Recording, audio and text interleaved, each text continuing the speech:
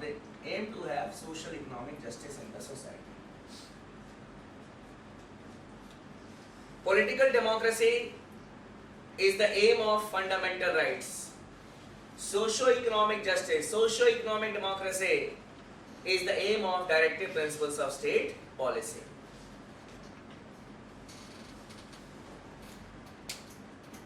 Now, coming to the next and the most important aspect of directive principles of state policy, that is the relationship between the fundamental rights and directive principles.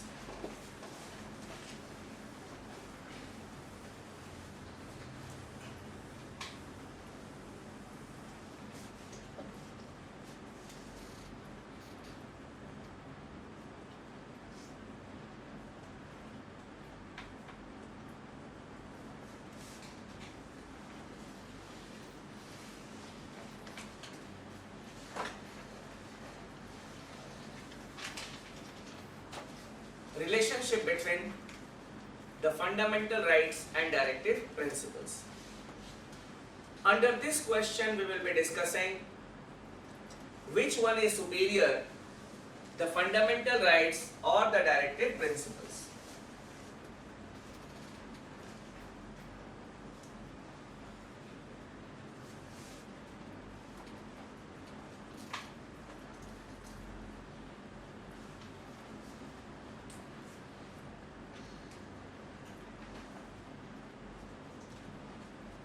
Here we will start with what the Constitution says, that which one is superior. Article 37 holds that the directive principles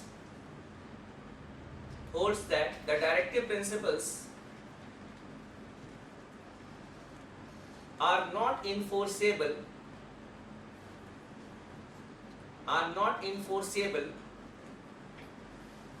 in a court of law.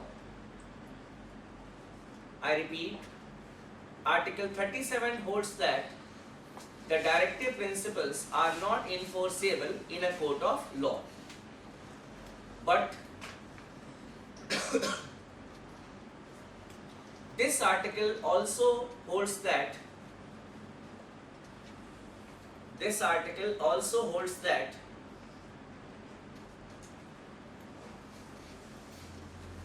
the directive principles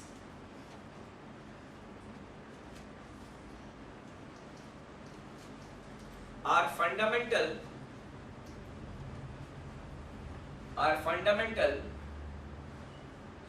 in the governance of the country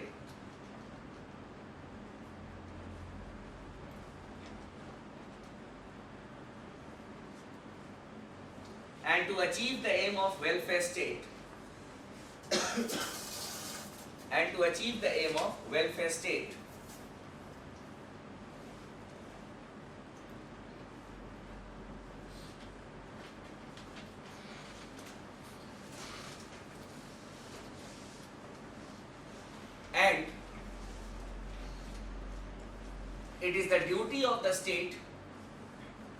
and it is the duty of the state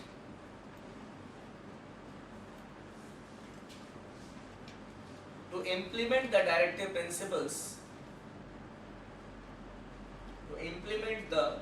principles in order to achieve the aim of welfare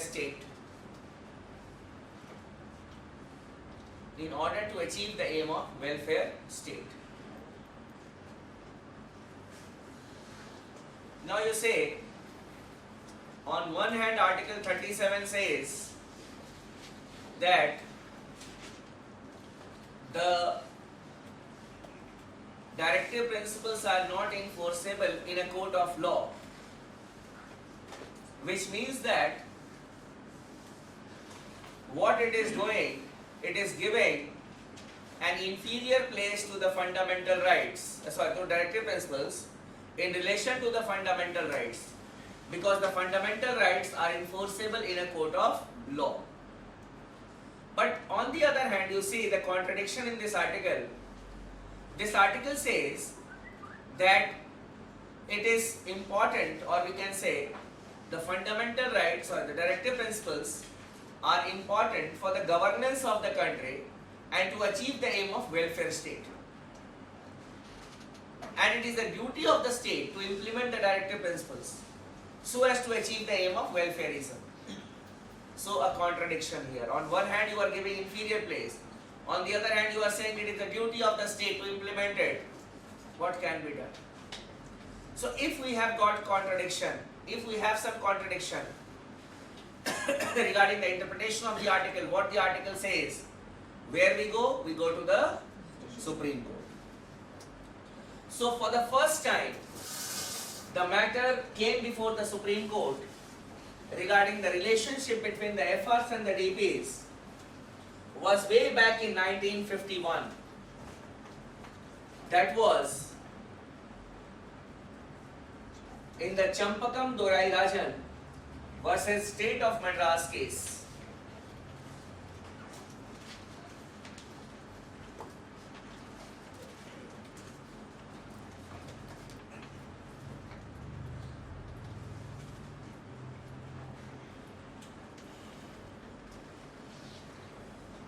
Champakam Dorai Rajan versus State of Madras case, 1951.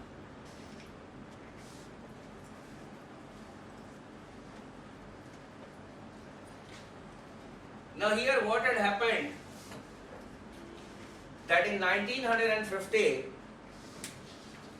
the State of Madras had given reservation to the scheduled caste and scheduled tribes in jobs and in educational institutions. You see, the first Amendment Act was in 1951, which provided for Article 15 Clause 4 that special provisions can be made for the socially and educationally backward classes, including the SCs and the STs. It came in 1951, but what the State of Madras had done, it had given reservation before that, and at that point of time it was mentioned only in the directive principles of state policy. It was not mentioned in any of the fundamental rights that special provisions can be made for socially and educationally backward classes, including the SCs and the STs. Champakam Dorai Rajan went to the Supreme Court that it is violation of right to equality and the directive principles cannot be superior to the fundamental rights. In this case, the Supreme Court declared the reservation policy of the State of Madras as null and void. It declared the reservation policy of the State of Madras as null and void, and it held that the directive principles are inferior to the fundamental rights. So in this case, that is Champakam Dorai Rajan case, the Supreme Court held that the fundamental rights are superior over the directive principles.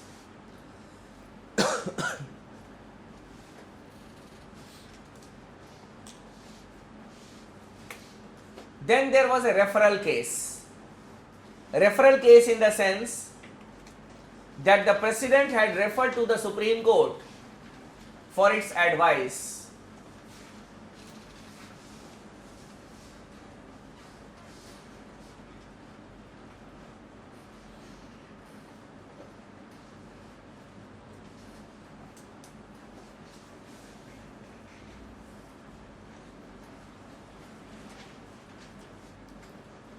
Kerala Education Bill Case 1957.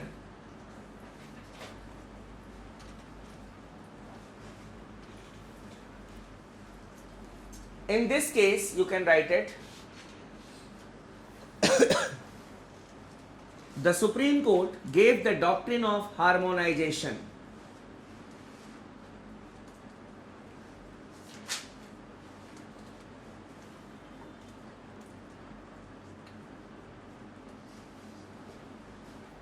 It gave the doctrine of harmonization.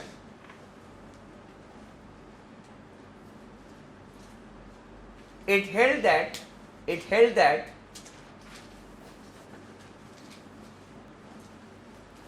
there is no inherent conflict. There is no inherent conflict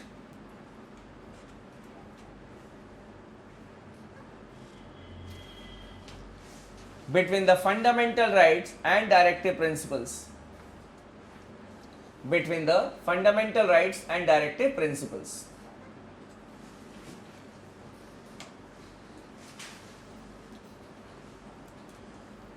The court in this case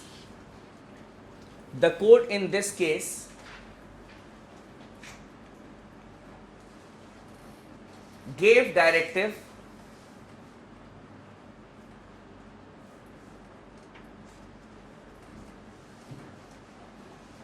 to the courts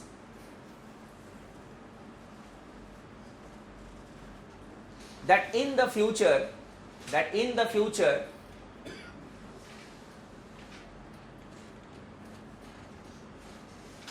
if a case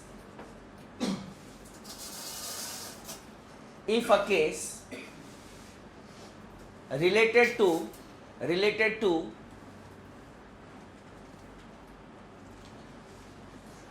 the relationship between FRs and DPs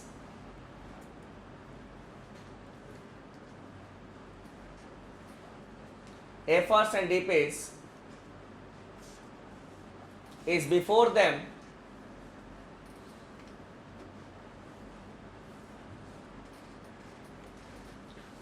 they should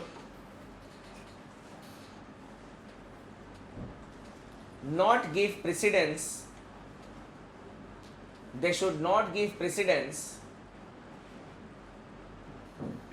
to one over the other.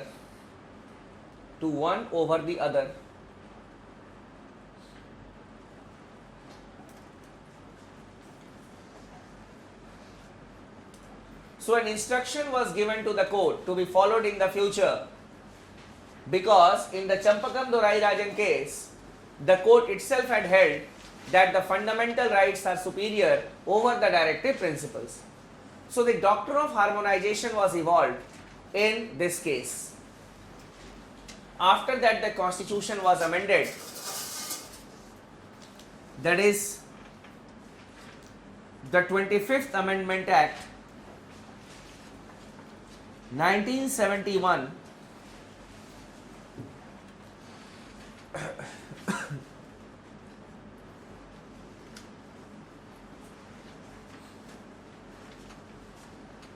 gave precedence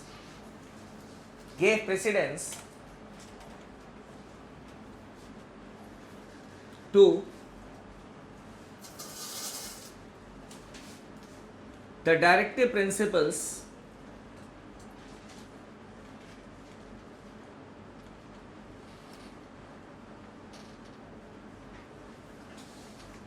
Article 39 Clause B and 39 Clause C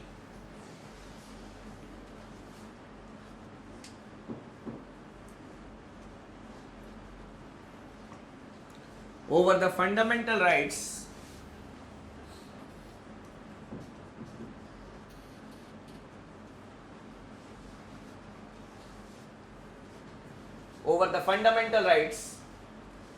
under Articles 14, 19 and 31.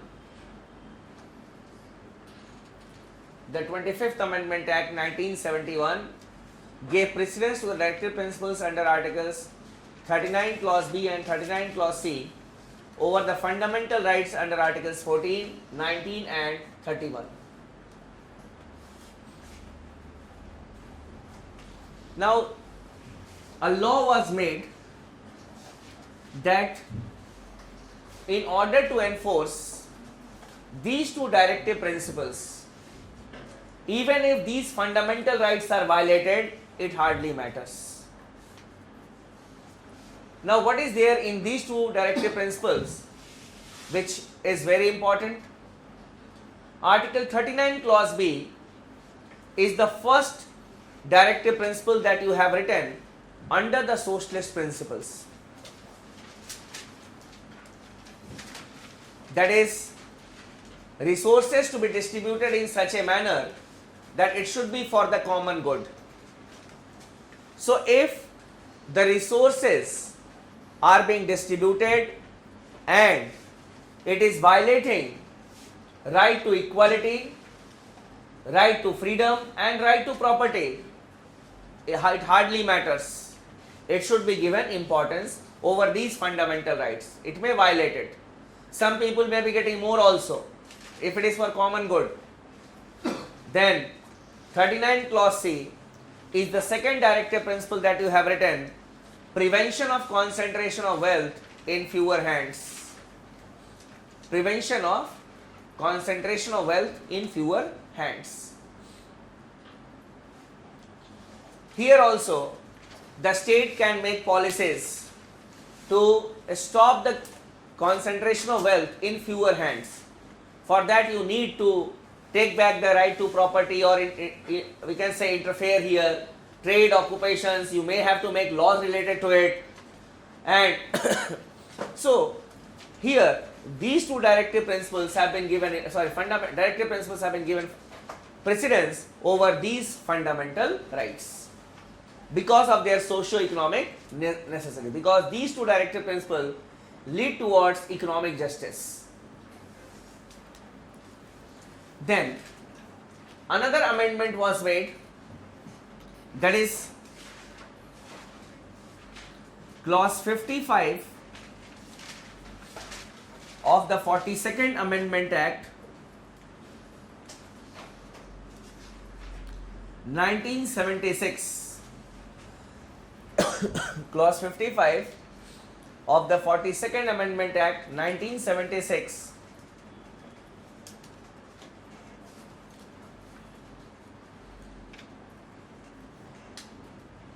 gave precedence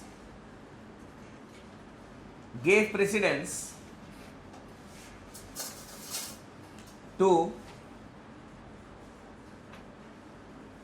all the directive principles over all the fundamental rights.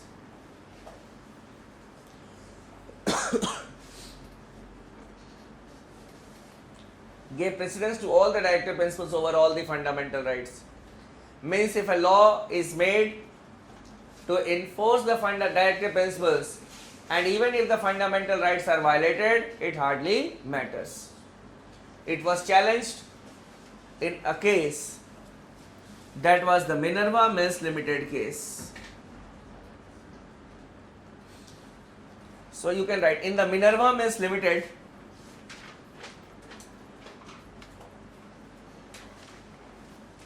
versus Union of India case,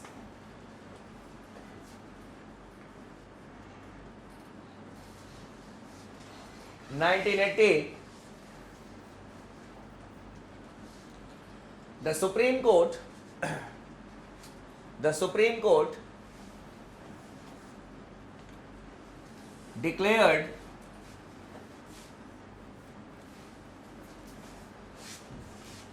clause 55 of the 42nd Amendment Act clause 55 of the 42nd Amendment Act as null and void.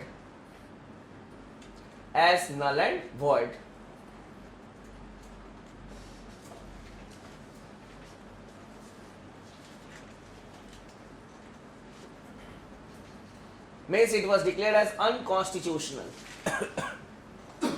And the Supreme Court held that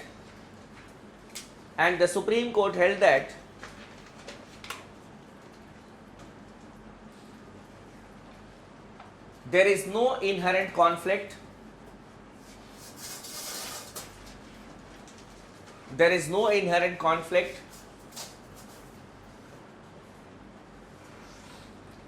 between the fundamental rights and directive principles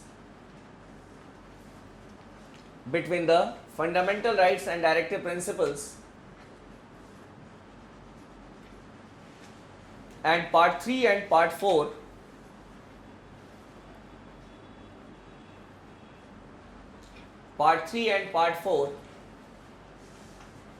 are complementary and supplementary to each other.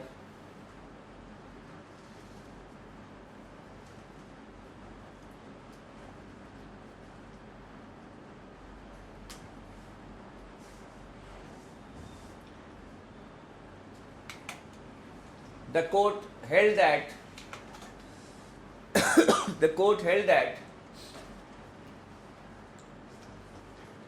the balance between the FRs and the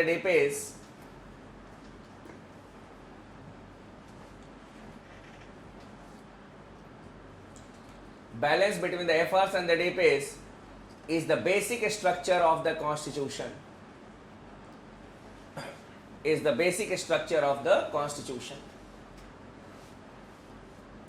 So you say that what the 42nd Amendment Act had done, it had given importance to all the directive principles over all the fundamental rights.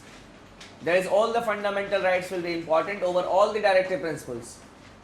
Now, it was a clear-cut instruction even to the Parliament that in the future you should not try to give importance to one over the other. Both are complementary and supplementary to each other. And as it has been declared as a basic structure of the Constitution, in the future, obviously the Parliament's law has been limited. It cannot give importance to either the fundamental rights or directive principles over each other. But the Supreme Court justified the 25th Amendment Act because it leads towards economic democracy. And today the position is Articles 39 Clause B and 39 Clause C have got precedence over the fundamental rights under Articles 14 and 19, because Article 31 is no longer a fundamental right. So many questions can be asked from this aspect. First of all, they can ask you regarding doctrine of harmonization. You just need to remember it is Kerala Education, clear?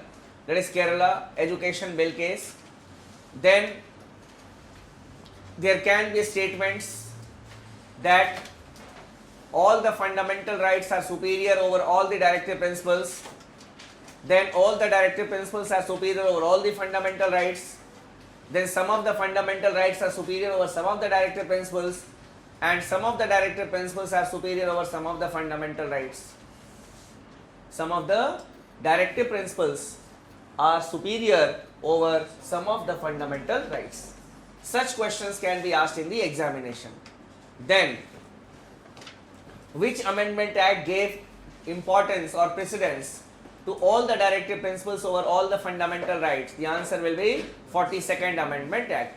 Clause 55 तो मैंने इसलिए लिख दिया because this 42nd Amendment Act is known as a mini constitution, and many of the parts of the constitution were amended and they were written as clause 1, 2, 3, 4, 5, 6.